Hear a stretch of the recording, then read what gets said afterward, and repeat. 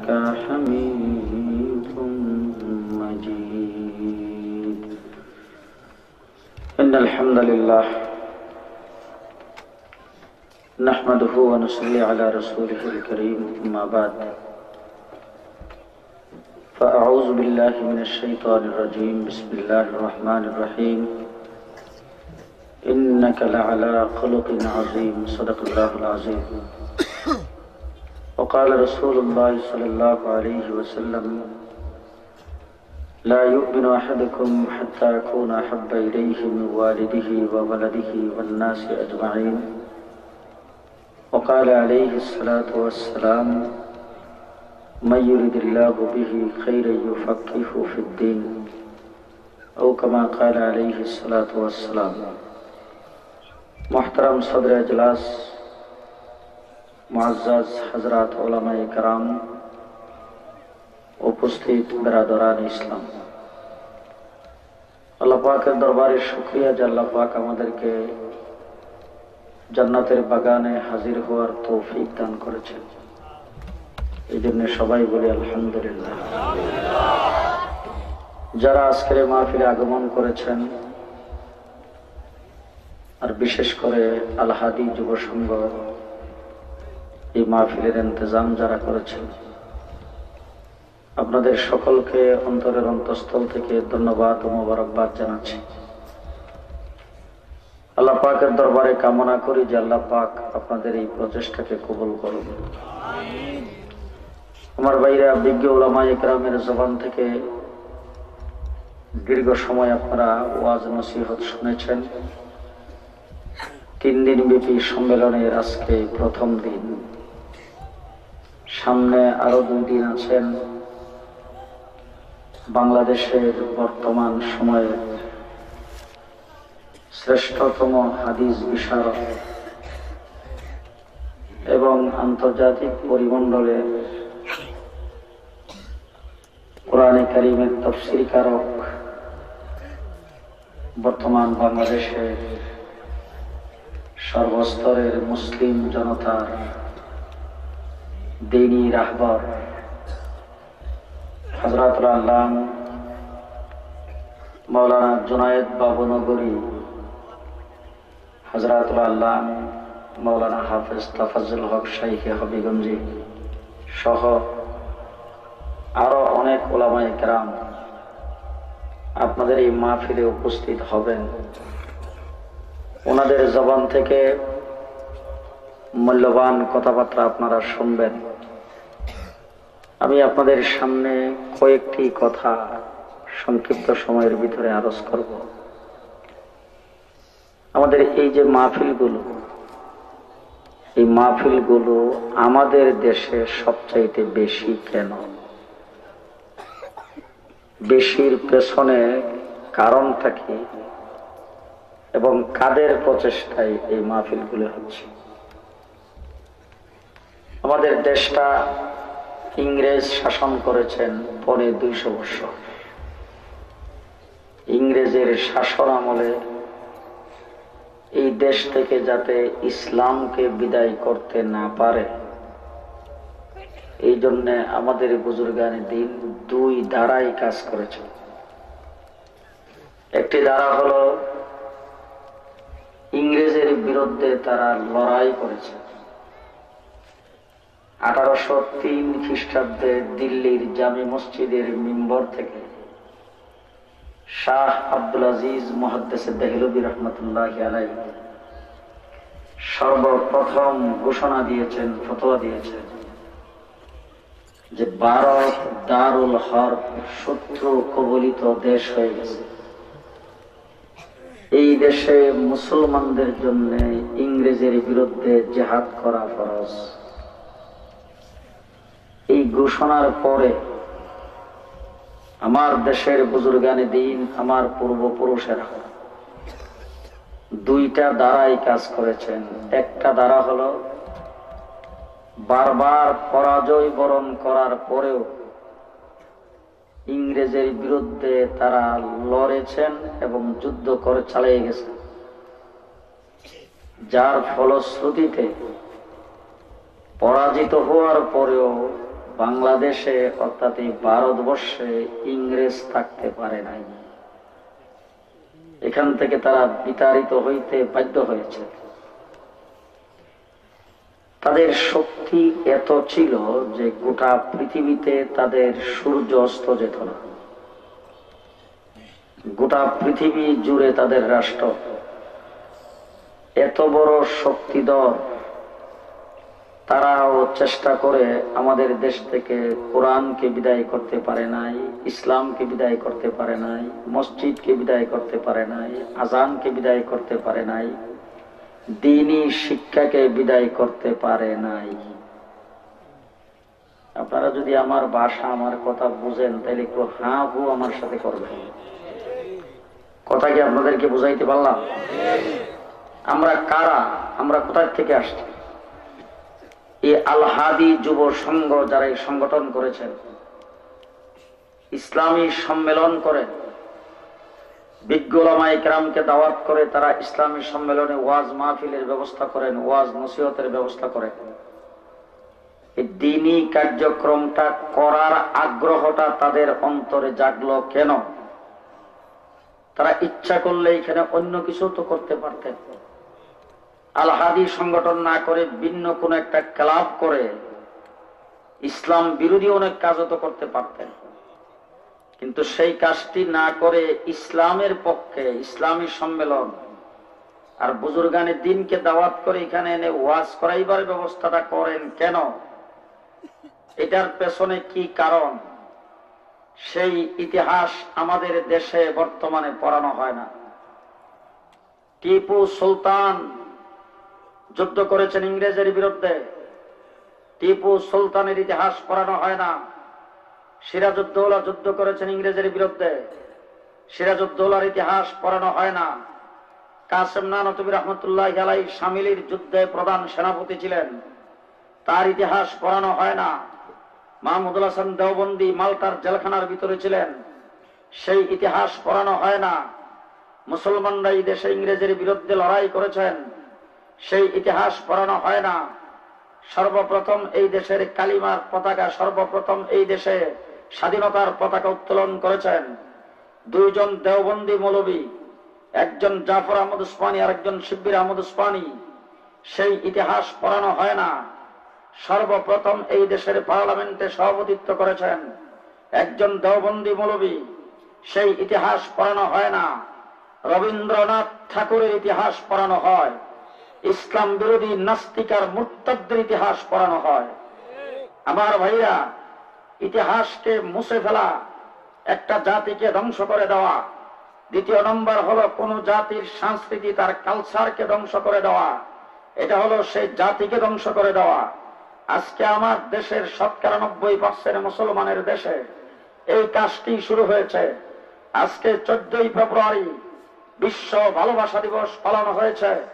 আমার বাংলাদেশের ঢাকা শহরের সরোয়ার্দী উদ্যানে বন্ধু আর বান্ধবী একত্রিত হয়ে একজন আরেকজনকে চুমু খেয়েছেন। এই দিবসটা পালিত হয়। আমার দেশে হিজাব দিবস পালিত হয়, বিশ্ব মা দিবস পালিত হয়।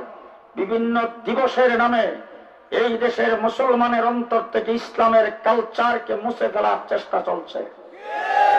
আমার বন্ধুগণ, আমি এই কথাগুলি আপনাদের সামনে হয়তো অনেকের ভালো লাগবে না, তারপরেও বলতে হচ্ছে।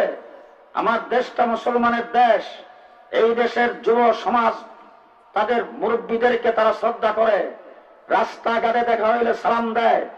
এই ছিল এই দেশের প্রথা, এই ছিল এই দেশের সংস্কৃতি, এই দেশের কালচার। সেই কালচারকে মুছে ফেলার চেষ্টা চলছে।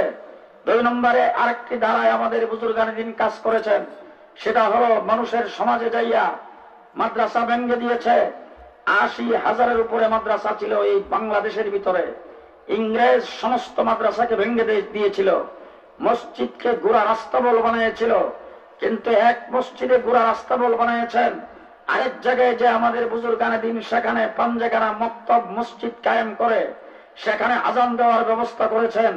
মাদ্রাসাকে ভেঙ্গে দিয়েছেন, মুসলমানদের ছেলে মেয়েদেরকে দ্বীনি শিক্ষা দেওয়ার জন্য মুষ্টির চাউল উঠায়া উঠায়া তারপরে সেখানে মক্তব কায়েম করেছিলেন আমাদের বুজুর্গানে দিন। যার কারণে ওয়াজ মাহফিলের সিস্টেম আমাদের দেশে ইংরেজের আমল থেকে চালু হয়ে আসছে।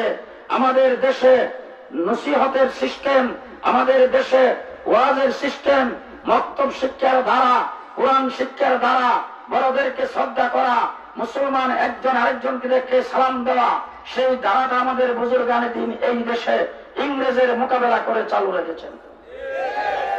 আমার ভাইরা, সেটাকে মুছে ফেলার জন্য আজকে চেষ্টা করা হচ্ছে। আজকে আমাদের দেশের স্কুলগুলোতে দিনিয়াত পর্যন্ত পড়ানো হয় না, দিনিয়াত পর্যন্ত পড়ানো হয় না। আর যেটুকু পড়ানো হয় সেইটুকের ভিতরে দেখা গেছে নামাজ পড়তেছে একজন যুবতী আরেকজন যুবতীর পাশাপাশি দাঁড়ায়া, সেই ছবি আছে সেখানে। এটার দ্বারা বোঝাচ্ছে কথা, যুবক যুবতী একসাথে দাঁড়ায়ও নামাজ পড়া যায়। ইতিহাসকে বিকৃত করে মানুষের সামনে প্রকাশ করা হচ্ছে। যৌন শিক্ষা বাধ্যতামূলক করে ক্লাস 6 থেকে শুরু করে আমার দেশের যুবক যুবতীদেরকে একসাথে বসায়া যৌন শিক্ষা দেয়। আবার বলে দুইজনের সম্মতিতে যা খুশি তাই করা যায়। সেটা এপ্টিজিঙ্গ হয় না, দর্শন হয় না। মুসলমান, ইসলামের সংস্কৃতি এবং ইসলামের কালচারকে মুছে ফেলার চেষ্টা হচ্ছে। আজকে এই কথাগুলি মানুষের সামনে বলতে হবে, এই কথাগুলি শুনতে হবে। আমার দেশের 90% মুসলমান, এই দেশে ইসলামের কালচার, ইসলামী সংস্কৃতি থাকবে বহাল। বিজাতীয় সংস্কৃতি, বিজাতীয় কালচার আমার দেশে আসতে পারে না একটি মুসলমানের দেশে। বিশ্ব ভালোবাসা দিবস পালন হওয়ার কোন প্রয়োজন আমার দেশে নাই। মুসলমান, আমার নবী বলেছেন, মাল্লাম ইয়ারহাম সাগীরানা ওয়ালাম ইউআক্কির কাবীরানা ফালাইসা মিন্না। যেই ব্যক্তি আমার বড়কে শ্রদ্ধা করে না, ছোটকে স্নেহ করে না, সেই ব্যক্তি আমার উম্মত না। এই কথা কে বলেছে? যে বড়কে শ্রদ্ধা করবেন বৎসরে একবার, ছোটকে স্নেহ করবেন বৎসরে একবার, নাকি 24 ঘন্টা সব সময়? তাহলে আমার ইসলাম ভালোবাসার দিন, আমার ইসলাম 24 ঘন্টা ভালোবাসার দিবস। একদিনের জন্য ভালোবাসা দিবস পালন করার প্রয়োজন আমার নাই। কিন্তু সবচাইতে বড় কথা হলো, যারা ইসলামকে মুছে ফেলার জন্য চেষ্টা করতেছে, শত চেষ্টা করো ইসলামকে মুছে ফেলা সম্ভব না। আমার নবী মুহাম্মদুর রাসূলুল্লাহ সাল্লাল্লাহু আলাইহি সাল্লাম ছিলেন একা, সাথী সঙ্গী কেউ নাই, পরিবার বর্গ পর্যন্ত তার সাথে নাই। সেই একা মানুষটার সময়ে চেষ্টা করা হয়েছে ইসলাম মুছতে। জোরে বলেন, পারছে? আমার নবী মুহাম্মদুর রাসূলুল্লাহ সাল্লাল্লাহু আলাইহি ওয়াসাল্লাম দারে আরকামের মধ্যে বন্দী অবস্থায় ছিলেন। আমার নবীকে নজরবন্দি করে রাখা হয়েছে, জেলখানার ভিতরে রাখা হয়েছে। জেল খাটায়ও, পাথর মেরেও, দান শহীদ করে ইসলামকে বিদায় করতে পারে নাই। আমির হামজার লাশটাকে টুকরা টুকরা করা হয়েছে। কারবালার ময়দানে হুসাইন শাহাদাত বরণ করেছেন। হাজার হাজার সাহাবায়ে কেরাম জীবন দিয়েছেন, তারপরেও ইসলামকে মুছে ফেলতে পারে নাই। ইসলামের দ্বারা চলছে, চলবে কিয়ামত পর্যন্ত। কোন শক্তি ইসলামকে মুছে ফেলতে পারবে না। সেটার দায়িত্ব গ্রহণ করেছেন কে? আরো জোরে কান, আরো জোরে। নবী মুহাম্মদুর রাসূলুল্লাহ সাল্লাল্লাহু আলাইহি ওয়াসাল্লাম আল্লাহ পাকের মাহবুব। আমার আল্লাহ হলেন মাহবুব, আমার নবী হইলেন মাহবুব। একজন মাহবুব আর একজন, কথা বুঝেন নাই বোধ হয়, একজন মাহবুব আর একজন, একজন রব্বুল আলামিন আর একজন রাহমাতুল লিল আলামিন। রব্বুল আলামিন আর রাহমাতুল লিল। আমার আল্লাহ বলেন, আমি মাহবুব, আমার কোনো শরীক নাই। আপনি মাহবুব, আপনারও কোনো শরীক নেই। মাহবুবেরও শরীক নাই, মাহবুবেরও শরীক নাই। নবী মুহাম্মদুর রাসূলুল্লাহ সাল্লাল্লাহু আলাইহি ওয়াসাল্লামকে আল্লাহ পাক বলেন, ওয়া রাফা'না লাকা যিকরাক।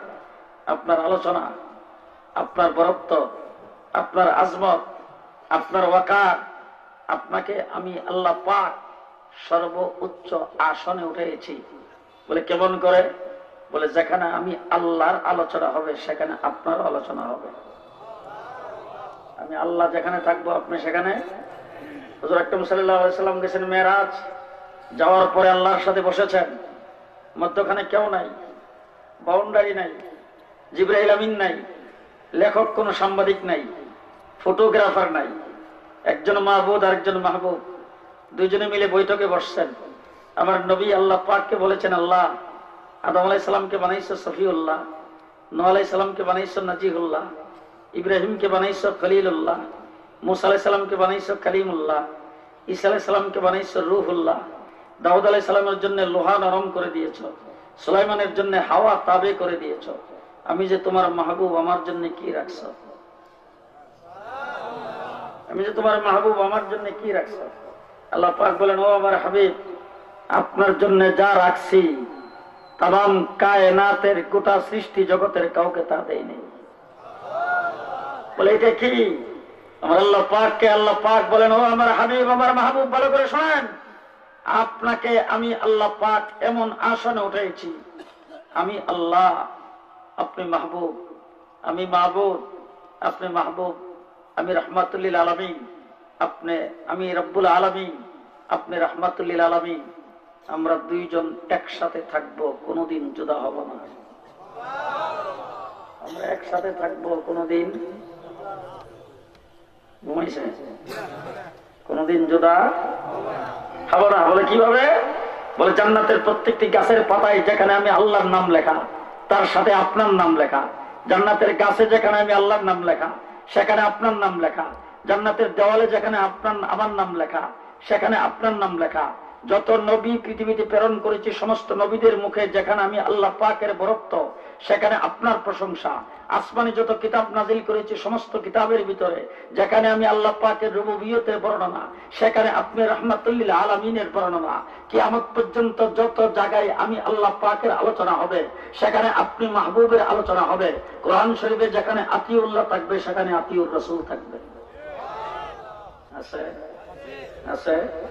আমার আল্লাহ পাক বলেন, ও দুনিয়ার মানুষ, ভালো করে শোনো, আমি আল্লাহ তাবারক ওয়া তাআলা আমার হাবিবকে বড় বানাইছি, সকলের ঊর্ধ্বে মর্যাদা দিয়েছি, এই মর্যাদার আসনে রেখে যাতে তোমরা হাবিবকে ভালোবাসতে পারো। এই জন্য আমি আল্লাহ পাক সর্বপ্রথম হাবিবের জিকির করেছি। যত কিতাব নাজিল করেছি, সব কিতাব সমষ্টিগতভাবে আমি আল্লাহ পাক নাজিল করেছি। একসাথে দিয়েছি ইনজিল, একসাথে দিয়েছি তাওরীত, একসাথে দিয়েছি জবুর। কিন্তু কোরআনকে আমি আল্লাহ পাক 23 বৎসরে আমার হাবিবের কাছে নাজিল করেছি, এই জন্য যে কোরআন 30 পারা আমার হাবিবের জিন্দেগি। 30 পারা কোরআন আমার হাবিবের জিন্দেগি, 30 পারা কোরআন আমার হাবিবের বর্ণনা।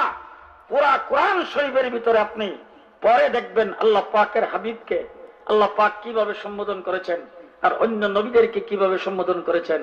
ইয়া ইব্রাহিম, ইয়া মূসা, ইয়া ঈসা, ইয়া ইয়াহইয়া, ইয়া জাকারিয়া। আমার আল্লাহ পাক যখন নবী মুহাম্মদুর রাসূলুল্লাহ সাল্লাল্লাহু আলাইহি সাল্লামের নাম আসছে, তখন আল্লাহ পাক ইয়া মুহাম্মদ 30 পারার কোথাও বলে নাই, বলছে মুহাম্মদুর রাসূলুল্লাহ, ওয়া মা মুহাম্মাদুন ইল্লা রাসূল, মা কানা মুহাম্মাদুর আবা আহাদিন মির রিজালিকুম। আল্লাহ পাক যেখানে আল্লাহর হাবিবের জিকির করতে হয়েছে, সেখানে নাম না নিয়ে ইয়াসিন বলেছেন, তাহা বলেছেন, এবং যেখানে আল্লাহ পাকের জিকির, আল্লাহর হাবিবের জিকির আসছে, সেখানে আল্লাহ পাক অত্যন্ত মহব্বত এবং ভালোবাসার সাথে আল্লাহ পাকের হাবিবকে উচ্চারণ করেছেন। সব জায়গার ভিতরে আল্লাহ পাকের হাবিবকে আল্লাহ পাক বলেছেন একটা শব্দ। কোরআন শরীফের ভিতরে ছোট্ট একটা সূরা নাযিল করেছেন, সূরার নাম সূরায়ে কাউসার। আল্লাহ বলেন, ইন্না আতাইনাকা, ও আমার হাবিব, ও আমার মাহবুব, আপনাকে দান করেছি, শুধু আপনাকে দান করেছি, শুধু আপনাকে দিয়েছি। এখন এখানে উলামায়ে কেরাম আছে, এই যে কা শব্দটা, এটা ব্যবহার হয় কোথায়? এটা ব্যবহার হয় আরবি গ্রামারে। এটা ব্যবহার হয় কোন ব্যক্তি যদি খুব বেশি আপন হয়, খুব বেশি পেয়ারা হয়, খুব বেশি আপনজন হয়, সেই ব্যক্তিকে একা সম্বোধন করতে হইলে সেই কা শব্দ দিয়ে সম্বোধন করতে হয়। এখন এখানে অনেক লোকজন বসা আছেন, আপনারাও সামনে অনেকে আছেন, আমি আপনাদের সকলকে সম্বোধন করে কথা বলতেছি। এখন যদি আমার কোনো একদম পিয়ারা ব্যক্তি, খুব কাছের ব্যক্তি, ওই ব্যক্তিটাকে সম্বোধন করে যদি একা তার সঙ্গে কথা বলতে চাই, তখন আমি কি বলবো? এই আসো, বসো, লও, নাও, দাও, এদিকে আসো, চাও, দেখো, খাও, ঠিক কিনা? একা, সবাইকে বাদ দিয়ে। আল্লাহ বলছেন, ইন্না আতাইনাকা, ও পিয়ারে হাবিব, আপনাকে দান করেছি, আপনাকে দান করেছি।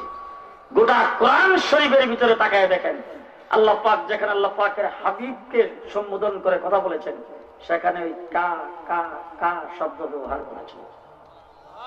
ওমা আরসালনাকা ইন্না আরসালনাকা ফালা নুওয়াল্লিয়ান্নাকা, আছে না নাই? ফালা ওয়া রাব্বিকা, আছে না নাই? জি।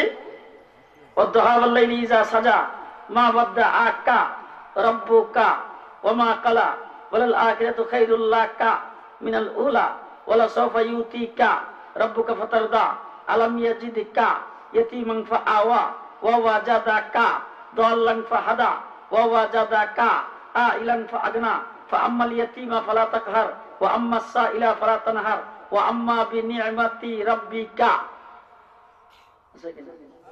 আলাম নাশরাহ লাকা সাদরাকা ওয়া ওয়াদানা আনকা বিজরাকা আল্লাযী আনকাদা যাহরাকা ওয়া রাফা'না লাকা যিকরাকা। কা কা কা ইন্না আতাইনাকা। সুবহানাল্লাহ। এত জোরে কইন না যে বাজার থেকে মানুষ শুনে।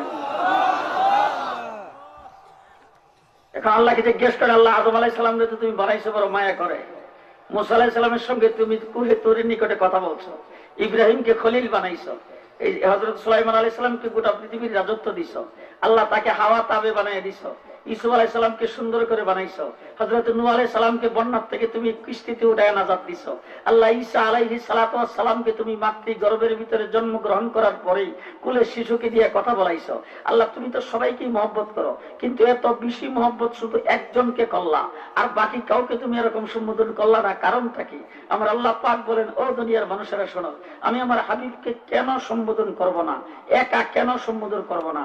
তিনি যখন একা ছিলেন, যখন 360 মূর্তি বাইতুল্লাহর চতুর্দিকে স্থাপন করা ছিল, লাত উজ্জা মানাত আর হুবলের পূজা করত, চন্দ্রের সূর্যের পূজা করত, আমার বাইতুল্লাহকে উলঙ্গ হইয়া তোয়াফ করত, বাইতুল্লাহর ভিতরে পর্যন্ত মূর্তি স্থাপন করে মূর্তির পূজা করে, আমার নাম কেউ নেয় না। ইহুদিরা 3 খোদার পূজা করে, খ্রিস্টানরা 3 খোদার পূজা করে, ইহুদিরা 2 খোদার পূজা করে। তারা যখন ঈসা আলাইহিস সালামকে বানাইছে খোদার বেটা, আর যখন মারিয়ামকে বানাইছে খোদার বউ, ওই মুহূর্তে আমার নাম লেনেওয়ালা কেউ ছিল না, আমার ওয়াহদানিয়তের সাক্ষী দেনেওয়ালা যখন কেউ ছিল না, তখন সাথী নাই, সঙ্গী নাই, উষ্টি নাই, গোষ্ঠী নাই, দলের কোন লোকজন নাই, সমস্ত মূর্তির মধ্যখান দিয়া আমার বাইতুল্লাহকে সামনে নিয়া একমাত্র ব্যক্তি আমার হাবিব আর মাহবুব, তিনি আমার বাইতুল্লাহকে সামনে নিয়া দুনিয়ার সবকিছুকে বাদ দিয়া কারো পরোয়া না করে একমাত্র তিনি, একমাত্র ব্যক্তি যিনি আমার বাইতুল্লাহকে সামনে নিয়া আল্লাহু আকবার বলে দাঁড়াইছে। কে কে? আল্লাহ পাকের হাবিব। কে হাবিব? এখন তিনি প্রথম, তারপরে তিনি কি বলছেন? আমি যে কা বললাম সেটা যদি প্রশ্ন করো, তিনি কি বলছেন? তিনি প্রথম নিয়ত বান্ধে বলছেন সুবহানা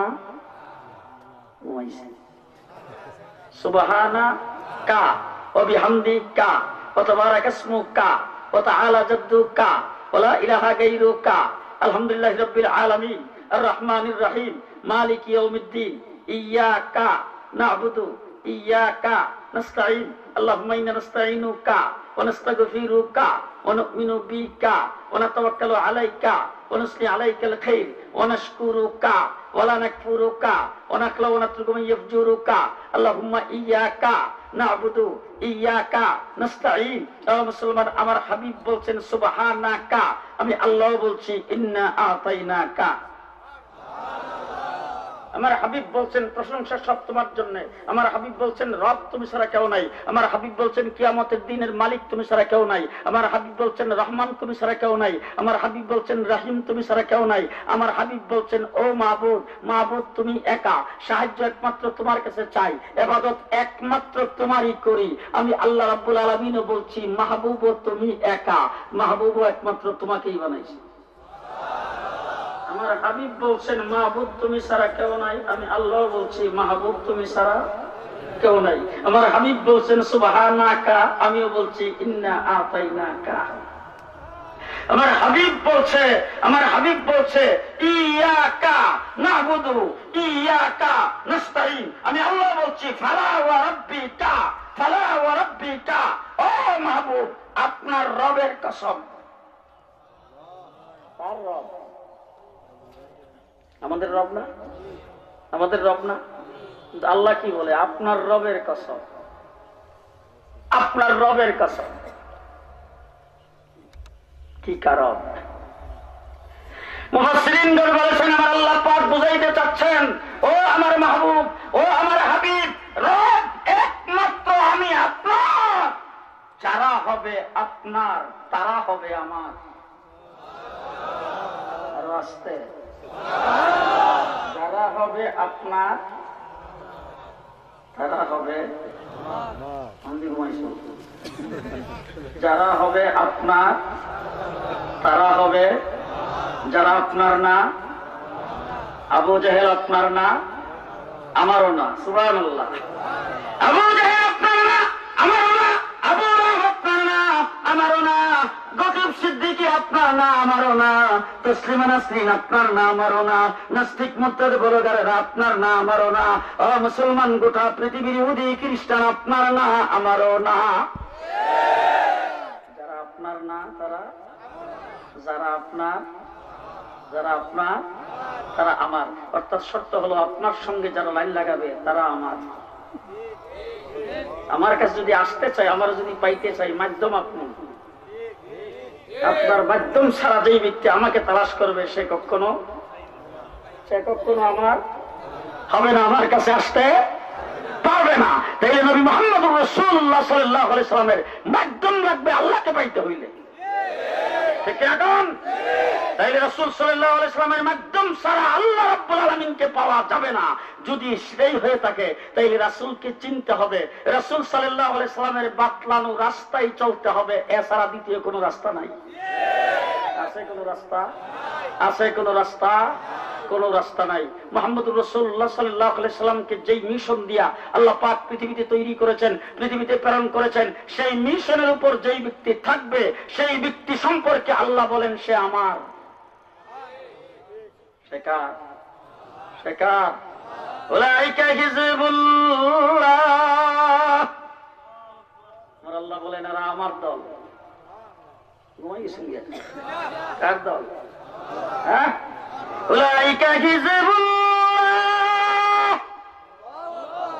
কার দল? হ্যাঁ, আমাদের দেশে সরকারি দলের সদস্য হইলে বাবা রে বাবা, এর দাগে থাকা যায় না। আর আল্লাহর দলের হইলে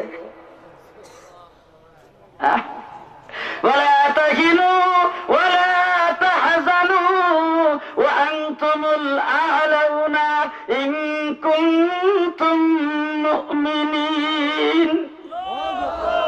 আমার দলের সদস্য যদি হইতে পারো, সেই দলের খাতায় যদি নাম লেখাইতে পারো, আমার আল্লাহ বলেন তুমি একা গোটা পৃথিবীতে একজন, আর গোটা পৃথিবী তোমার বিরোধী হইলে একা তুমি জয়যুক্ত হবে।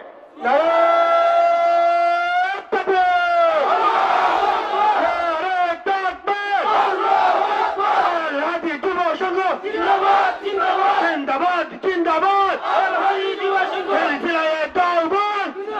জিন্দাবাদ জিন্দাবাদ জিন্দাবাদ ওলামায়ে হক্কানি জিন্দাবাদ। গোটা পৃথিবীর শক্তি একত্রিত হয়ে তোমাকে কিছু করতে পারবে না তুমি যদি আমার দলের সদস্য হও। আলা ইন্না হিজবাল্লাহ হুমুল মুফলিহুন। যদি হিজবুল্লাহর খাতায় নাম লেখাইতে পারো, আমার দলের খাতায়, আমার আল্লাহ বলেন তুমি সর্ব অবস্থায় কামিয়াব। যুদ্ধে পরাজয় বরণ করেছো, তারপরও ইংরেজ থাকতে পারে না। ঠিক কিনা? শাপলা চত্বরে মারি খাইছো, তারপরও নাস্তিক মুরতাদ টিকতে পারে নাই। ঠিক কিনা? ঠিক কিনা? কারণ মল্লাও কামিয়াব, বাঁচলেও কামিয়াব। কার দলে থাকলে? হ্যাঁ, আল্লাহর দলে থাকলে। আর আল্লাহর দলের সদস্য হইতে গেলে রাসূলের মাধ্যমে। কথা বোধহয় বুঝেন নাই। আমার আল্লাহ পাক বলেন, ও আমার হাবিব, ইন্না আতাইনাকা, আপনাকে দিয়েছি। কি দিছ? আল কাউসার। আল কাউসার, আল কাউসারের অর্থ কি? বুজুর্গানে দিন লেখছেন তাফসীরের কিতাবে, আল কাউসার অপরন্ত নিয়ামতের ভান্ডার আপনাকে দান করেছি। এটা গোটা কায়নাতের কাউকে দেয়নি, আপনাকে দিছি। অপরন্ত নিয়ামতের ভান্ডার। বুজুর্গানে দিন তার 33টা অর্থ লিখেছেন। আল কাউসার, আল কাউসার, সমস্ত নবীদের সর্দার আপনাকে বানাইছি। আল কাউসার, জান্নাতে নহরে কাউসারের মালিক আপনাকে বানাইছি। আল কাউসার, হাউজে কাউসার আপনাকে দান করেছি। আল কাউসার, 30 পারা কোরআন আপনাকে দিয়েছি। আল কাউসার, উম্মত সবচাইতে বেশি আপনাকে দিয়েছি। আল কাউসার, আপনাকে সাহাবায়ে কেরামের বিরাট জামাত দান করেছি। আল কাউসার, আবু বকর সিদ্দিকের মতো সাথী আপনাকে দিয়েছি। আল কাউসার, আশরায়ে মুবাশশারার 10 জন সাহাবী আপনাকে দিয়েছি। আল কাউসার, মুজিজা সবচাইতে বেশি আপনাকে দিয়েছি। আল কাউসার, আব্বাল এবং আখেরের ইলম আপনাকে দান করেছি। আল কাউসার, হাসরের ময়দানে সুপারিশকারী আপনাকে বানিয়েছি। আল কাউসার, আপনাকে জান্নাতে আমি আল্লাহ পাক সর্বোচ্চ মুকাম দান করেছি। আল কাউসার, উপরন্ত নিয়ামতের ভান্ডার। মুজিজা সবচেয়ে বেশি আপনাকে দিয়েছি। যে সমস্ত নবীকে পৃথিবীতে প্রেরণ করেছি, কাউকে মুজিজা দিছি একটা, কাউকে দিছি 2টা, কাউকে 5টা, কাউকে 7টা, কাউকে 10টা। আর আপনার পালা যখন আসছে, আপনার কপালের মুজিজা, আপনার চোখের মুজিজা, আপনার নাকের মুজিজা, আপনার মুখের মুজিজা, আপনার থুতুর মুজিজা, আপনার দাঁতের মুজিজা, আপনার শরীরের গায়ের মুজিজা, আপনার হাতের মুজিজা, আপনার পায়ের মুজিজা। আপনি যাবেন মক্কায়, মক্কা হবে মক্কা মুকাররমা। যাবেন মদিনায়, মদিনা হবে মদিনা মুনাওয়ারা। যাবেন বাইতুল মুকাদ্দাস, হবেন ইমামুল আম্বিয়া। যাবেন বাইতুল মামুর, হবেন ইমামুল মালাইকা। আসছেন আরশে, কিয়ামত পর্যন্ত আরশ গর্ব করতে থাকবে।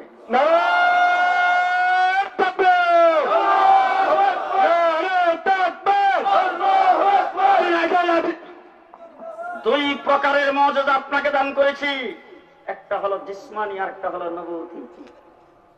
দুই প্রকারের মুজিজা, দুই প্রকারের মুজিজা। একটা হলো জিসমানি, আর একটা নবুয়তি। আর একটা নবুয়তি, জিসমানি মুজিজা, শরীর থেকে গাম বের হয়, গামটা মেশকে আম্বর চাইতে বেশি সুগন্ধি। জিসমানি মুজিজা, মুখের থেকে থুতু বের হইছে। হযরত আবু বকর সিদ্দিকের জখমের মধ্যে লাগছে, জখম ভালো হয়ে গেছে। আলীর চোখের মধ্যে লাগছে, চোখ ভালো হয়ে গেছে। 3 জনের খাবারে লাগছে, 3000 মানুষ খাইয়ে উপরাইতে পারে না। থুতুর মুজিজা, গামের মুজিজা, বলে হাতের মুজিজা। আবু জাহেল আইসা বসছে, বলো তো দেখি মুড়ির ভিতরে কি আছে। আল্লাহর নবী কো, আমি না কইয়া মুড়ির ভিতরে যেটা আছে সেটা কইয়া দিলে।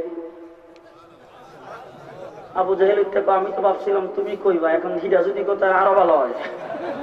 বলে আল্লাহর নবী আঙ্গুল দিয়ে ইশারা দিছে, দেওয়ার সাথে সাথে মুড়ির ভিতরের পাথরের জবান খুলে গেছে, কালিমা পড়তে আরম্ভ করছে। আবু জাহেল আইসা কই যে গাছটা দেখা যায় বাতিজা, ওই গাছটা যদি তোমার নবুয়তির সাক্ষী দেয় তাইলে মনে করবো তুমি নবী। আল্লাহ নবী ডাক দিয়ে কছে, গাছটা জায়গার থেকে সাক্ষী দিলে হইব না, কাছে যাও না। আবু জাহেল আমি তো ভাবছিলাম জায়গার থেকেই দেওয়ার কথা, এখন কাছে আসার কথা যখন তুমি মনে করাইছো, তাইলে কাছে আসলে তো আর একটু ভালো লাগলো। আল্লাহ নবী আঙ্গুল দিয়ে ইশারা দিছে, গাছ মাটি সহ রাসূলের সামনে। আবু জাহেল যাই রাসূল সাল্লাল্লাহু আলাইহি সাল্লামের পূর্ণিমার চন্দ্রীর রাত্রি, 14 তারিখের পূর্ণিমার রাত্রি, আবু জাহেল যায় ভাতিজা একটা অলৌকিক ঘটনা যদি দেখাইতা এই মুহূর্তে, তাইলে মনে করতাম তুমি নবী। আল্লাহ নবী ডাক দেখো, চাচাই দেখে জমিনে দেখা মনে আসমান। আবু জাহেল তো আমি তো জমিনে দেই ভাবছিলাম, তুমি যখন মনে করাইছো আসমানের, তাইলে আসমানে দেখালে তো আরো ভালো হয়। রাসূল খালি আঙ্গুলটা এইভাবে ইশারা দিছে, আকাশের চন্দ্র 2টা ভাগ হয়ে 2 দিকে পড়ে গেছে। রাসূল সাল্লাল্লাহু আলাইহি সাল্লাম হযরত ফাতেমার ঘরে গেছে, যাইয়া ফাতেমারে একটা গ্লাস দাও। ফাতেমা পানি ভর্তি গ্লাস নিয়ে আসছে। আল্লাহ নবীকে পানি ফালায় খালি গ্লাস দাও। খালি গ্লাসটা হুজুর হাতে নিছে। হযরত আলীর একটা বকরি আছিল, বকরি ডাইরিয়া বিয়ান দিতে দিতে আর দুধ দিতে দিতে একবারে শেষ বয়স, এখন উলানো নাই, বিয়ানো দেনা, দুধও নাই। আল্লাহ নবী যে সিদার কাছে গেছে, যাই উলানের মধ্যে হাত দিছে, দেওয়ার সাথে সাথে উলানটা দুধে ভরপুর হয়ে গেছে। মুসলমান, হজরতের রাত্রিতে রাসূল উম্মে মাবাদের ঘরে গেছে, যাই কথা একটা বকরি দাও তো দুধ দহন করে খাইতাম। উম্মে মাবাদকে দুধ দহন করার মতো এরকম কোন বকরি আমার, দুধাল বকরি আমার ঘরে নাই। তাইলে ওই যে বকরির সামনে দেখা যায়, এটারে তুমি অনুমতি দুধ দহন করি, বলে এটা জীবনে কোনোদিন বাচ্চাও দিছে না। আল্লাহ নবীকে কাছে আনো, কাছে আনছে, হুজুর উলানের মধ্যে হাত দিছে, গোটা উলানটা দুধে ভরপুর হয়ে গেছে। দুধ দহন করে বালতি বইরা দিছে, বলে আরেকটা বালতি নিয়ে আসো, আরেকটা আনছে, বলে আরেকটা আনো, আরেকটা আনছে, আরেকটা আনো। কিছুক্ষণ পরে উম্মে মাবাদ ডাক দিয়ে, দুধ রাখবার আর বড় জায়গা নাই। এত জোরে সুবহানাল্লাহ বলে তো বাজার থেকে মানুষ শুনবে। হাতের মুজিজা, হাতের মুজিজা, হাতের মুজিজা। মুহাম্মদুর রাসূলুল্লাহ সাল্লাল্লাহু আলাইহি ওয়াসাল্লাম দারে আরকাম থেকে হাত উঠাইছে, উমর ইবনে খাত্তাবকে আল্লাহ পাক মুসলমান বানায় পাঠিয়ে দিয়েছে, আল্লাহ পাক আল্লাহর রাসূল মক্কা থেকে হাত উঠাইছে, হাবশা থেকে হযরত বেলালকে আল্লাহ পাঠিয়ে দিয়েছে, হুজুর মদিনা থেকে হাত উঠাইছে, সালমান ফারসিকে পারস্য থেকে আল্লাহ পাঠিয়ে দিয়েছে, হুজুর মদিনা থেকে হাত উঠাইছে, ইয়ামান থেকে আবু হুরায়রাকে আল্লাহ পাক রাসূলের দরবারে মুসলমান করে পাঠিয়ে দিয়েছে। রাসূল সাল্লাল্লাহু আলাইহি সাল্লাম মসজিদের মিম্বরে বসে হাত উঠাইছে, হাতটা মুখে মুছবার আগে আসমান থেকে বৃষ্টি পড়তে শুরু করছে। গোটা মদিনাতে বৃষ্টি নাই। রাসূল সাল্লাল্লাহু আলাইহি ওয়াসাল্লামের দরবারে সাহাবায়ে কেরাম নামাজ পড়তে গেছে, শুক্রবারে জুমার নামাজ। একজন মুসল্লি মধ্যখান দিয়ে খাড়িয়া খুব আদবের সাথে কই, হুজুর এই বেড়া বকরিগুলি পানি পান করবার কিছু পাইতেছে না হুজুর, আমরাও একবারে পানির অভাবে শেষ হয়ে যাচ্ছি হুজুর, কতদিন যে গোসল করি না ঠিক নাই, আর আমাদের খেজুরের বাগানগুলি হুজুর জুল্লে পড়ে শেষ হয়ে যাচ্ছে হুজুর, আল্লাহর দরবারে একটু সুপারিশ করুন বৃষ্টি হওয়ার জন্য। আমার রাসূল সাল্লাল্লাহু আলাইহি ওয়াসাল্লাম আল্লাহর দরবারে হাত উঠাইছেন, আল্লাহুম্মা আনজিল আলাইনা আল-গাইস বিরহমাতিকা ওয়া ফাদলিক। আল্লাহ নবী হাত উঠাই কথা বলা মাত্র আল্লাহ বৃষ্টিরে ডাক দেয়, হাতটা মুখে মুছবার আগে মদিনাতে যায় তাড়াতাড়ি পর। হযরত সাহাবায়ে কেরাম বলেন, আল্লাহর নবীর হাত উপরের দিকে উত্তোলন করে হুজুর দোয়া করতেছেন, দোয়া জারি। এমন সময় আমরা তাকায় দেখলাম মদিনার খেজুরি গাছের ছানি ছিল, খেজুরি গাছের ছানি ছিল মসজিদে নববী। ওই খেজুরি গাছের ছানির পাক দিয়া বৃষ্টি পড়ে আল্লাহর নবীর মাথা ভিজে পানি পড়তেছে। এখন জিজ্ঞেস করতে চাই, রাসূল যে বৃষ্টি চাইছে কদিন লাগে চাইছে? কয় ঘন্টা লাগে? এই কথা কইছে বলে 1 ঘন্টা লাগে বৃষ্টি দাও, এই কথা কইছে? এই কথা বলে নাই। হুজুর কইছে আল্লাহ বৃষ্টি নাজিল করো। আল্লাহ বৃষ্টির ডাক দেয় কইছে, যে হাত উঠাইয়া কইছে বৃষ্টি নাজিল হইতো, এই হাত ফিরা উঠার আগ পর্যন্ত বন্ধ হইতে পারতেন। শুক্রবারও বৃষ্টি, শনিবারও বৃষ্টি, রবিবারও বৃষ্টি, সোমবারও বৃষ্টি, মঙ্গলবারও বৃষ্টি, বুধবারও বৃষ্টি, বৃহস্পতিবারও বৃষ্টি, পরে শুক্রবারও বৃষ্টি। আপনারা দেশে মতো বাদ নেই কই না, আমরা দেশে কই গাদলা, গাদলা হয়ে গেছে। এবার পরে শুক্রবারে জোহর নামাজ পড়তে আইসা মুসল্লিরা দাঁড়ায়, হুজুর গুরু বছর বাড়ি করবার জায়গা নাই, গোটা মদিনার রাস্তাঘাটের মধ্যে পর্যন্ত পানি লেগে গেছে, হুজুর আল্লাহর দরবারে দোয়া করে বৃষ্টি আর না হইতো। রাসূল মুস্কি হাসি দিয়া মিম্বর উঠে আবার হাত উঠাইছে, আল্লাহুম্মা হাওয়ালাইনা ওয়ালা আলাইনা। আল্লাহ মদিনাওয়ালাদের জন্য বৃষ্টি যা দরকার ছিল হয়ে গেছে, এখন যেখানে বৃষ্টির দরকার সেখানে বৃষ্টি রেখে সরায় নাও। সাহাবায়ে কেরাম বলে, রাসূল যখন হাত উঠাইছে আমাদের কাছে মনে হইছে রাসূল নিজের হাতের দ্বারা ধাক্কা দিয়ে মদিনার আকাশ থেকে বৃষ্টি রেখে সরাই দিয়েছে। দেখি গোটা আকাশ পরিষ্কার, বৃষ্টি আর নাই। হাতের মুজিজা, হাতের মুজিজা। হযরত জাবেরের বাড়িতে 3 জনের খাবার তৈরি করছেন। রাসূল সাল্লাল্লাহু আলাইহি সাল্লামের দাওয়াত দিছে, আল্লাহর নবী খন্দকে 3000 সাহাবী নিয়ে গেছে। খাবার কয়জনের? জি, জাবেরের হুঁশ নাই। বেগম রেজা কে কো, বেগম অবস্থা খারাপ। বলে কি হইছে? হুজুর তো সব সাহাবী নিয়ে আইতাছে। খাবারের পরিমাণটা হুজুরে বুঝাইয়া কইছিলা? বলে হ, সব কইছি। বলে এরপরে হুজুর কি করছে? বলে হুজুর কি আর আমার কিছু শিখাইবার প্রয়োজন মনে করছে? সব সাহাবীদের নিজের থেকে দাওয়াত করে দিয়েছে। জাবেরের বিবির ঈমান এত শক্ত, বিবি ডাক দেয়, তাহলে তুমি চিন্তা করো কোন কামে।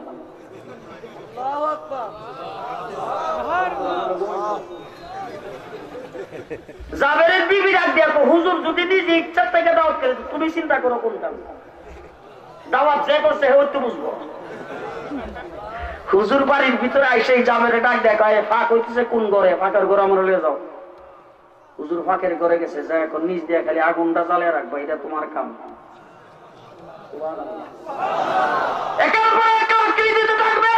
এই কাজটা হলো তোমার কাজ। আল্লাহর নবী 3টা করে রুটি হাত দিয়া ধরে পরিমাণ মতো গোশত নিয়া সাহাবায়ে কেরামের দিকে মুখ করে ডাক দিয়া বলেন, ও খন্দকের সাহাবীরা, সবাই একসাথে আসলে ধাক্কা ধাক্কি হবে, এই জন্য 10 জন 10 জন করে আসতে থাকো। 10 জন 10 জন করে আসো, 10 জন 10 জন করে আইতেছে। আর 3টা করে রুটি পরিমাণ মতো গোশত দিয়ে রাসূল দিতে আরম্ভ করছে। খন্দকের 2.5 থেকে 3000 সাহাবী পেট ভরে খাওয়ার পরে দেখে গোশতর ডেগের গুছও ঠিক আছে, আর ওই যে রুটি আছে রুটিও ঠিক আছে। সুবহানাল্লাহ। মুহাম্মদুর রাসূলুল্লাহ সাল্লাল্লাহু আলাইহি সাল্লামের জিসমানি মুজিজা। এবার আসল নবুয়তি মুজিজা, অগণিত নবুয়তি মুজিজা আল্লাহ পাক রাসূলকে দান করেছেন। আপনাদের এখানে পোস্টারে তো অনেকের নাম, বড় বড় বুজুর্গানের দিন আসবে। এখন মনে করেন জুনায়েদ বাবু নগরী সাহেব আসলো, হবিগঞ্জের মুহাদ্দিস সাহেব আসলো, এরকম বুজুর্গানের দিন আসলে ওনাদের সামনে যদি আপনারা এইভাবে যে যারা দাঁড়ানো, যারা বসা, এইভাবে যদি বসে থাকেন, এইটাই তো মাইনা নেওয়া যায় যে বড় হুজুরের সামনে বসে।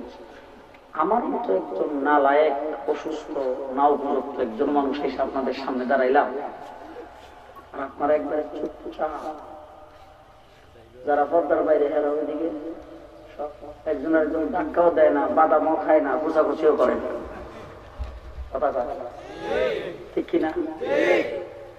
বাংলাদেশের যত বড় লিডার, কোন লিডারকে আইনা দারুণ বাজার একটা জনসভা দেন, এর অর্ধেক মানুষ যদি হয় কয়েক দশজন পুলিশ দিয়ে এইভাবে চুপ করে বসায় রাখতে পারবে না। যেমন নবীর মুজিজা, কিয়ামত পর্যন্ত ওলামায়ে কেরামের সামনে মানুষ এইভাবেই বসে থাকবে।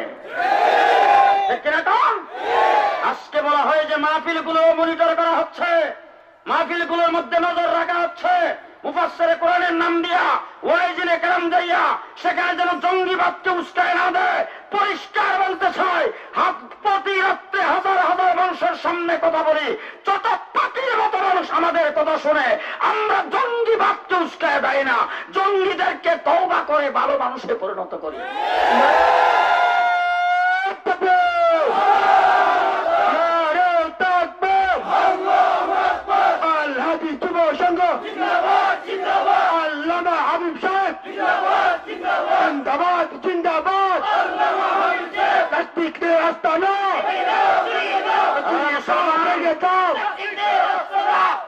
মুসলমান আল হাদি যুব সংঘ, আল্লাহ না করুক এই সঙ্গে যারা সদস্য হয়েছেন তাদের মধ্যে কেউ জঙ্গিও তো হতে পারত, কিন্তু হয় নাই। তাদের অন্তরে সেই তাফসীরুল কোরআন মাহফিল করার এই জায়গা দিয়েছে আমাদের বুজুর্গানে দিনের মেহনতের কারণে। এরকম হাজার হাজার নয়, লক্ষ লক্ষ যুবক আমাদের বুজুর্গানে দিনের ভক্ত হয়ে তারা জঙ্গিবাদ থেকে ফিরে আসে। ঠিক কিনা? সন্ত্রাস আমরা সমর্থন করি না, সন্ত্রাস আমরা ঘৃণা করি। আর সন্ত্রাসকে আমরা ঘৃণা করি, সন্ত্রাসকে আমরা সমর্থন করি না। আমার নবীর আদর্শ সন্ত্রাস নয়, আমার নবী রহমত, নবী রহমাতুল লিল আলামিন, নবীর তরিকা ও রহমত। কিয়ামত পর্যন্ত ইসলাম রহমত শিক্ষা দিবে, সন্ত্রাস শিক্ষা দিবে না। ঠিক কিনা কোন? আমার ভাইরা, মুহাম্মদুর রাসূলুল্লাহ সাল্লাল্লাহু আলাইহি সাল্লামের জিন্দা মুজিজা, কিন্তু রাসূল সাল্লাল্লাহু আলাইহি সাল্লামের অগণিত মুজিজা, হিসাব নাই। বিশাল বড় বড় কিতাব লেখা হয়েছে, কিতাব এক একটা মুজিজা সম্পর্কে বিস্তারিত ব্যাখ্যা বিশ্লেষণ দেওয়া হয়েছে। কিন্তু বুজুর্গানে দিন বলছেন কিয়ামত পর্যন্ত 5টা মুজিজা এমন আছে যেই 5টা মুজিজা পৃথিবীর সমস্ত শক্তি মিলে চেষ্টা করেও পৃথিবীর জমিন থেকে 1 সেকেন্ডের জন্য খালি করতে পারবে না। আজকে যারা বলে ব্যঙ্গের ছাতার মতো কওমি মাদ্রাসা গজে উঠছে, পরিষ্কার বলতে চাই, কওমি মাদ্রাসা রাসূল সাল্লাল্লাহু আলাইহি সাল্লামের মুজিজা।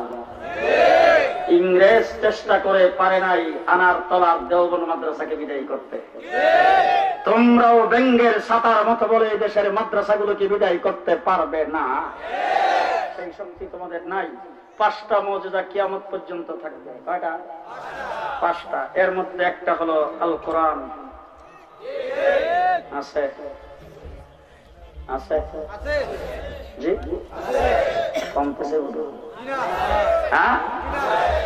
গোটা পৃথিবীর ইহুদি খ্রিস্টান বিশেষজ্ঞরা রিসার্চ করে বলেছেন, বর্তমান আধুনিক যুগের আধুনিক পদ্ধতির কম্পোজ কারক সেই কম্পিউটারের মাধ্যমে যেই বইটা সবচাইতে বেশি কম্পোজ হয় সেটার নাম আল কোরআন।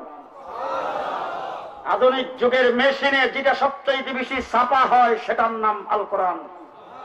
বর্তমান মার্কেটে যে বইটা সবচাইতে বেশি বিক্রি হয় সেটার নাম আল কোরআন।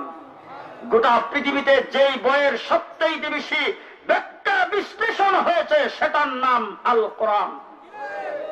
কিনা কোন? শুধুমাত্র উলামায়ে দেওবন্দ দারুল উলুম মাদ্রাসা উলামায়ে কেরাম এ পর্যন্ত যা তাফসীর লিখেছেন তার সংখ্যা 250 উপরে। 250 উপরে তাফসীর উলামায়ে দেওবন্দ লিখেছেন। মুসলমানেরা, কোরআন শরীফ আল্লাহ পাকের কালাম আছে, হাফেজের সংখ্যা বোধ কমতেছে। জি, হাফেজের সংখ্যা কমতেছে না বাড়তেছে? এই গত রমজানের আগে বেফাকুল মাদারিসিল আরাবিয়া বাংলাদেশে বোর্ড আছে 17টা। আপনাদের সিলেটের আজাদ দিনিয়া দ্বারা আছেন, হবিগঞ্জের উমেদনগর মাদ্রাসার অধীনে আরেকটা বোর্ড আছে, আমাদের ব্রাহ্মণবাড়িয়া জামিয়া ইউনুসিয়ার অধীনে আরেকটা বোর্ড আছে। এরকম 17টা বোর্ড আছে, কিন্তু এর মধ্যে যে একটা বোর্ড বেফাকুল মাদারিসিল আরাবিয়া, শুধু বেফাক বোর্ডে যে হাফিজি শেষ করে কোরআন শরীফ হেফজ করে যারা পরীক্ষা দিছে গত রমজানের আগে, তাদের সংখ্যা ৭৫,০০০-এর উপরে। বাড়তেছে না কমতেছে? হাফিজি মাদ্রাসা বাড়তেছে না কমতেছে? জি মুসলমান, গোটা পৃথিবীর জমিনে আজকের থেকে 15 বছর আগে লন্ডন থেকে অনেক বন্ধুরা ফোন করতো, ফোন করে বলতো হুজুর খতমে তার বড় ইচ্ছা ছিল বাংলাদেশে কোন একজন হাফেজকে স্পন্সর করলে পাওয়া যাবে কিনা। আর আজকে লন্ডনে যাই রমজান মাসে দেখি প্রত্যেকটা মসজিদে 2, 4, 5, 7 জন 10 জন হাফেজ এমনি থাকে। গড়ে গড়ে হাফেজে কোরআন লন্ডনের জমিনে বসবাস করে, ইংল্যান্ডে বসবাস করে, অনেক মেয়েরা পর্যন্ত 30 পারা কোরআনের হাফেজ আছে কিনা? বাড়তেছে না কমতেছে? কোরআনে কারীম আমার নবীর মুজিজা, 1 নম্বরের মুজিজা। কিয়ামত পর্যন্ত 1 সেকেন্ডের জন্য পৃথিবীর থেকে কেউ খালি করতে পারবে না, সেই শক্তি পৃথিবীর নাই। 2 নম্বর মুজিজা রাসূলের হাদিস।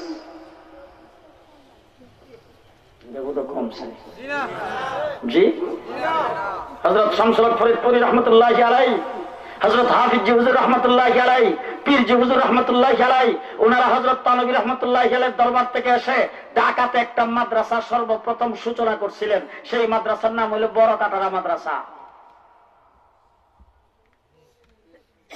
আজকের থেকে প্রায় 50-55 বছর আগে।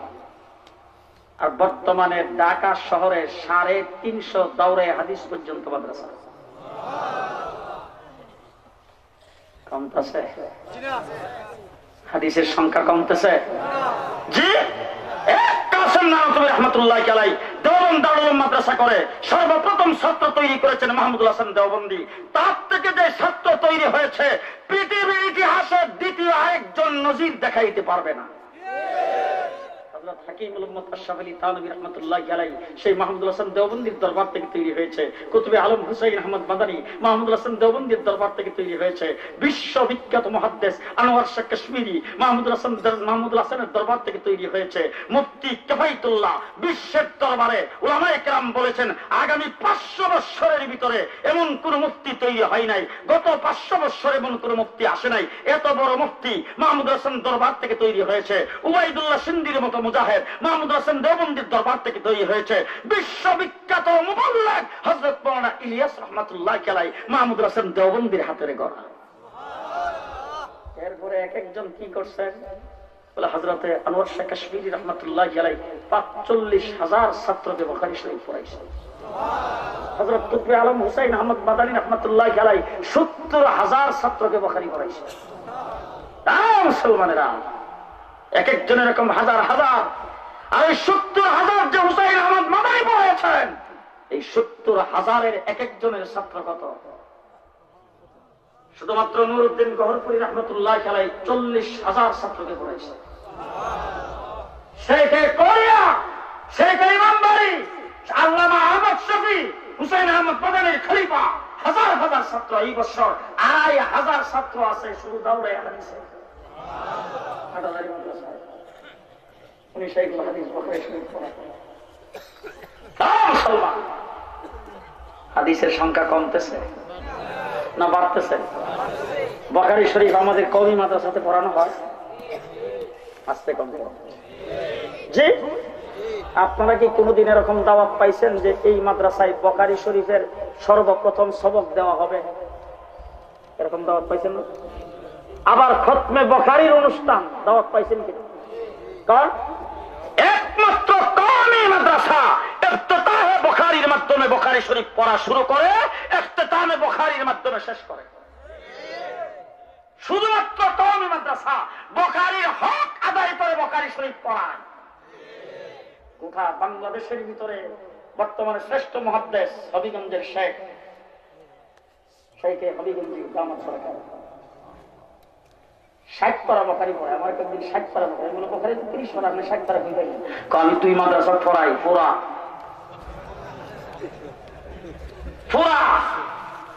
প্রথম থেকে নিয়ে শেষ পর্যন্ত বুখারী ব্যাখ্যা বিশ্লেষণ করে যদি পড়ায় থাকে তাহলে একমাত্র কওমি আর দেওবন্দি উলামায়ে কেরাম পড়ায়।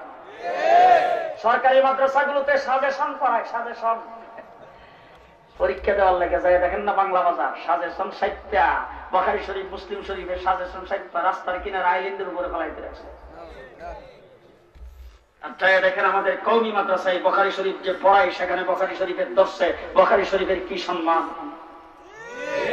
ঠিক কিনা? কারণ এখন ওই বুখারী যারা ব্যাখ্যা বিশ্লেষণ সম্পর্কে ব্যাখ্যা বিশ্লেষণ দিয়ে পড়ায় আর যারা ব্যাখ্যা বিশ্লেষণ সহ পড়ে এরা বুখারী উলামা।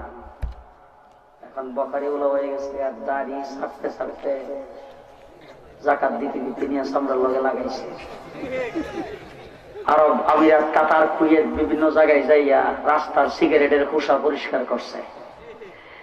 কিছুদিন পরে দেশ আয়া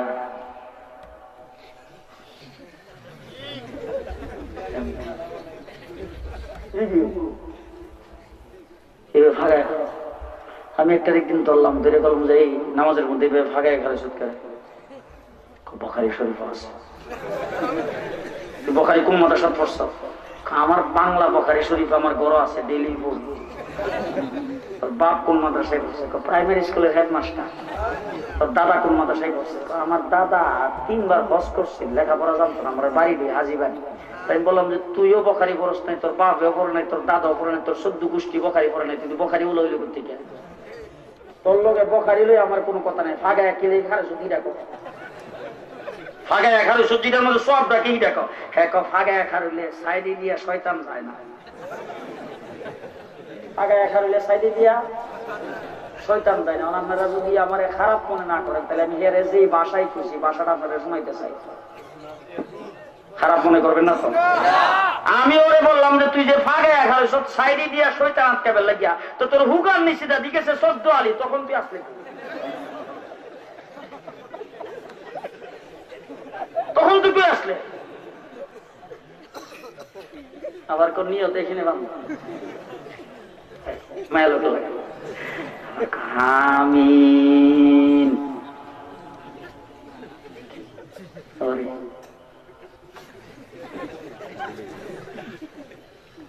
এটার নাম হইল আহালে হাদিস। এটার নাম দিয়েছি আমি আগলা হাদিস। আগলা হাদিস বুঝেন তো? আমি জিজ্ঞেস করতে চাই, নুরউদ্দিন গহরপুরি বেশি বুঝছে বুখারী না তুই বাংলা বইরা বেশি বুঝছো? বিশ্ববিখ্যাত মুহাদ্দিস শাইখুল হাদিস আল আজিজুল হক সাহেব বুখারী বেশি বুঝছে না তুই বাংলা তরজমা কইরা বেশি বুঝছো? কথা কয় হযরত মাওলানা জাকারিয়া রাহমাতুল্লাহ আলাইহি বিশ্বের মধ্যে 1 নম্বরের শাইখুল হাদিস ছিল, যিনি তাবলীগে নিসাব লেখছেন, ফাজাইল আমাল লেখছেন।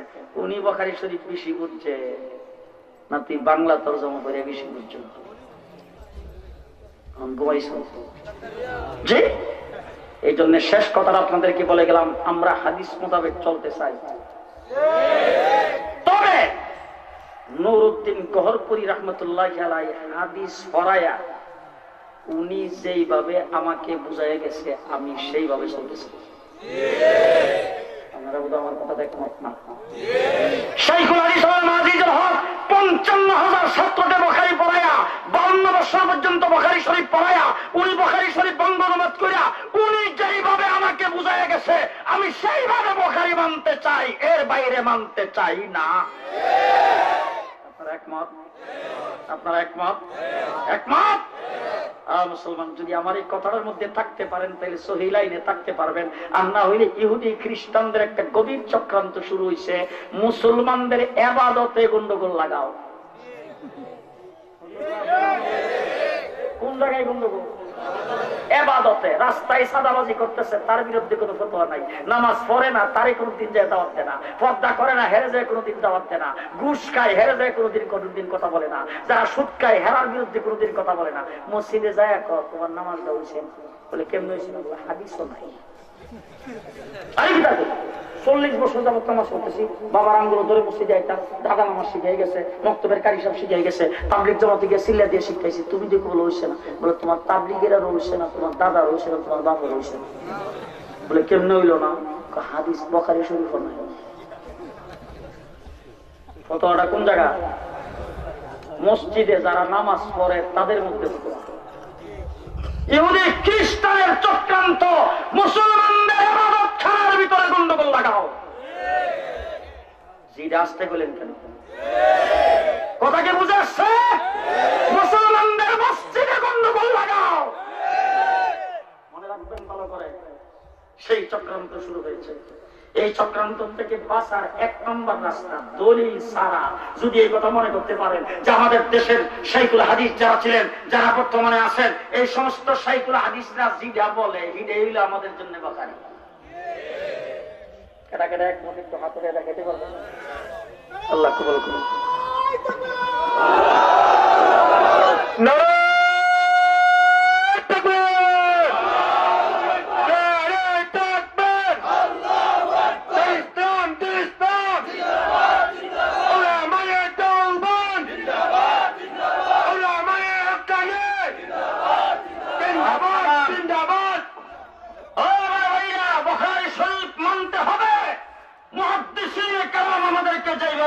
সেইভাবে মানতে হবে, ঠিক কিনা?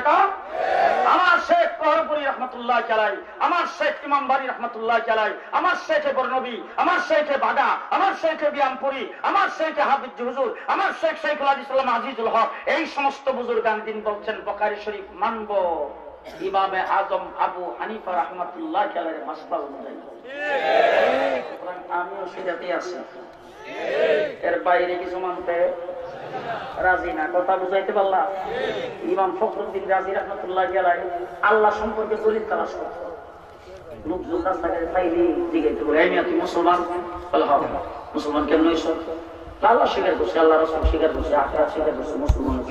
আচ্ছা, তুমি যে মুসলমান হইছ, আল্লাহ স্বীকার করছো, আল্লাহ সম্পর্কে তোমার কাছে কোনো দলিল আছে?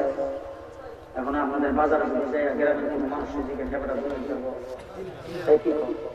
হ্যাঁ হুজুরে তাবলিগে গেছিলাম, হুজুরে যে হুজুররা ওয়াজ করতে আইছি, জুনায়েদ বাবুনগরী সাহেব, হবিগঞ্জের মুহাদ্দিস সাহেব, ওনারা বইলা গেছে, এর বেশি জানি না। একদিন গেছে আপনাদের ক্ষেত ছিলেন তো, জমিন আছে না, জমিন যায় দেখে এক বেচারা ক্ষেতের মধ্যে কাজ করতেছে, কাপড় কাঁচা দিছে একবারে কাঁচা বাইর করে।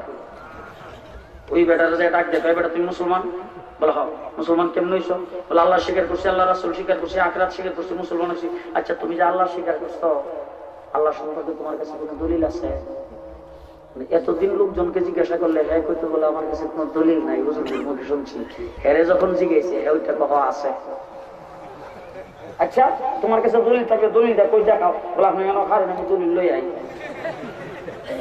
বাড়িতে গেছি, খারুয়ে রয়েছে, উনি খারুই থেকে মনে মনে ভাবতেছে বাপ দাদা বোধ হয় বড় কোনো আলেম আছে, ঘরে মনে হয় মুড়া একটা কিতাব আছে, এই কিতাবটাই না আমার হাতে দিয়া করবে যে হুজুর আপনি কইরা দলিল বাইর করে আনো। আচ্ছা ঠিক আছে, খারুয়ে রইলাম, কিতাবটা পাইলে কিতাবটা লয়ে গেলাম।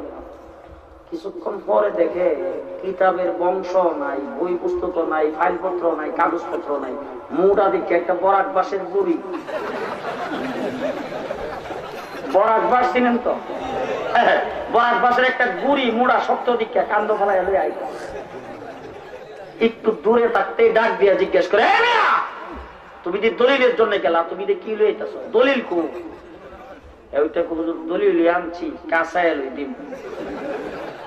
কাছে যায় হুজুর, এত বড় আসমান, এত বড় জমি, এত পাহাড় পর্বত, এত নদী নালা, এই চন্দ্র সূর্য, আল্লাহ পাকের সৃষ্টির এত কিছু দেখার পরে যেই ব্যক্তি আল্লাহ সম্পর্কে দলিল তালাশ করে হেল্লাইকে দলিল হইলে এই বরাক বাসের ঘুরি দেয়। কথা বুঝেন না আপনি? আমারও পরিষ্কার বাংলা কথা নুরুদ্দিন গহরপুরি সাহেব বলার পরে, তারপরে দরগার ইমাম সাহেব বলার পরে, সেইকে কোরিয়া বলার পরে, সেইকে বড়নবী বলার পরে, সেইকে বিয়ামপুরি বলার পরে, সেইকে কাতিয়া বলার পরে, হবিগঞ্জের মুহাদ্দিস সাহেব বলার পরে, সেইকে ইমামবাড়ি বলার পরে, হাফিজ হুজুর বলার পরে, শাইখুল হাদিস আল্লামা ফাইজুল হক বলার পরে, মুফতি আমিন সাহেব বলার পরে, হযরত মাওলানা উবাইদুল হক বাইতুল মুকাররমের খতিব তারা বলার পরে, এরপরে তুমি বুখারী শরীফ নিয়ে আইবা। তোমার বুখারী মানতে রাজি না, তোমার লাগে দলিল হইলো বরাক বাসের গুড়ি দেয়া। কথা বুঝে আসছে? হাদিস আছে, কিয়ামত পর্যন্ত থাকবে, 1 সেকেন্ডের জন্য বিদায় করতে পারবে না। 3 নম্বর মুজিজা উলামায়ে কেরাম। উলামায়ে কেরাম আছে, সংখ্যায় বোধ দিন দিন কমতেছে। জি কমতেছে না বাড়তেছে? আছে উলামায়ে কেরাম। 4 নম্বর মুজিজা মসজিদ। মসজিদের সংখ্যা কমতেছে মনে হয়। জি আপনাদের এলাকায় অনেক লোকজন থাকে লন্ডন, তাদেরকে জিজ্ঞাসা করে দেখেন, লন্ডন, শুধু লন্ডন শহরে বর্তমানে 500-র উপরে মসজিদ আছে। কথা বুঝেন নাই? যদি মাইকে আযান ওপেন যদি সব মসজিদে হইতো, গোটা লন্ডন শহরে ঢাকা শহরের মতো আওয়াজ হইতো। বাড়তেছে না কমতেছে? বড় বড় চার্চ, বড় বড় গির্জা বিক্রি হয়, সেইগুলি মুসলমানরা কিনা মসজিদ বানায়। গোটা ইউরোপ ঘুরে দেখে আসলাম। গত 3-4 বছর আগে গেছি স্পেন, একজন গেছি, আপনাদের এখানে মসজিদ ছিল না করে শুনছিলাম, এখন মসজিদ বলে হুজুর 750 মসজিদ আছে। এইবার গিয়া জিজ্ঞেস করলাম এখন মসজিদের সংখ্যা কত, বলে হুজুর 1300। কমতেছে? মসজিদ আছে আছে। আল্লাহ হযরত ইব্রাহিম খলিল যখন বাইতুল্লাহ শরীফ তৈরি করছে, বাইতুল্লাহ পরিদর্শন করার জন্য আল্লাহ পাক জিবরাইলকে পাঠাইছেন। জিবরাইল আলাইহিস সালাম এসে পরিদর্শন করে দেখে ঘর কমপ্লিট, ঘর কমপ্লিট, কিন্তু ঘরের সামনে কয়েকটা পাথর ঘুরে রয়েছে। ইসমাইল আলাইহিস সালাম যে পাথর আইনা দিছে, এই পাথর লাগাইতে লাগাইতে যায় কয়েকটা বৃষ্টি হয়েছে। কথা বুঝছেন? বৃষ্টি পাথর গুলি জিবরাইল আমিন হাতে লইয়া এদের এইভাবে, যেটা আমাদের দেশে কি কেসরানি দিছে, কেসরানি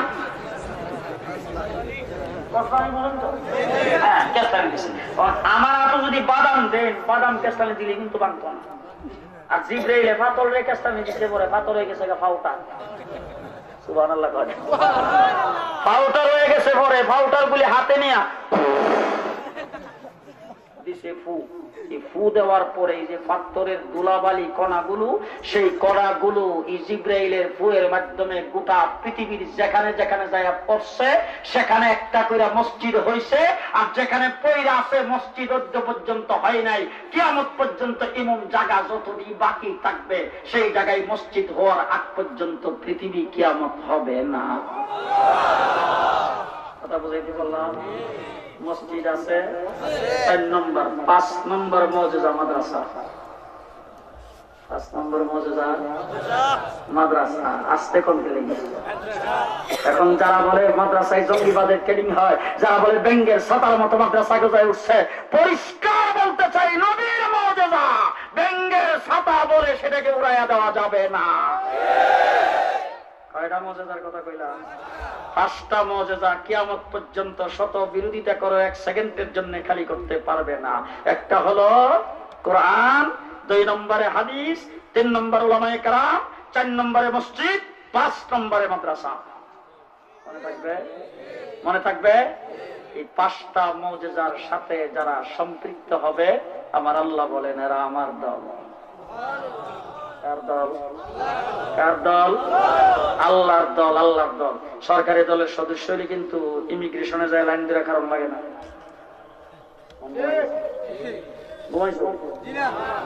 আপনাদের এখান থেকে অনেক লোকজন লন্ডনে যাইয়াতে যায়, মানুষ উড়ে দিবার লেগে যায়, যাই বাইরে গাড়ি লিয়ে খালি থাকে, আবার কোনো না আটকাইছে,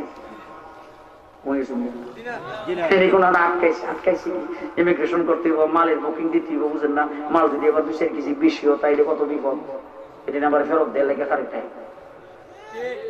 আর সরকারি দলের লোক, হ্যাঁ বাসার থেকে টেলিফোন করছে,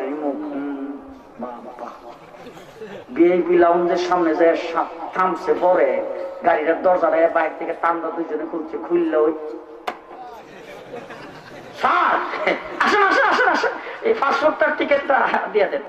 পাসপোর্ট টিকিট পেয়ে আরেকজন চলে গেছে, ওনারা নিয়ে বয়সে ভিআইপি লাউন্ডে বসায়, স্যার মালের লাগে, বলে মালের লাগে ওই পেছনের মাইক্রোটার মধ্যে 14টা, একটাই কিন্তু 30 কেজি থেকে বেশি। সারা মেলে যে 14টা 28টা কোনো বিষয়ই না। কোন দলে আসতে কো বাস, এরপরে হের মাল বুকিং দিয়া টিকিট বোর্ডিং কার্ড লইয়া আয়াকা স্যার এই যে দেখেন বোর্ডিং, এই যে মাল বুকিং এর টিকিট, তারপরে এই যে দেখেন বোর্ডিং কার্ড, এটা হইলো আপনার টিকিট, এটা হইলো পাসপোর্ট, স্যার এটা পালা করে ব্যাগের মধ্যে রাখেন, চলেন স্যার। যাই একবারে সাত করে টান্ডা চলন্ত সিঁড়ি দিয়ে উঠাইয়া বিমানের ভিতরে নিয়ে বসাই দিছে। হ্যাঁ লাইনও দাঁড়াইতে হয় নাই, কোনো চেকিং দিয়েও ধরা পড়া। কোন দলে আসতে করেন, কোন দলে? সরকারি দলে। আমার আল্লাহ বলেন উলাইকা হিজবুল্লাহ, আমার দল, আমার দল, কার দল?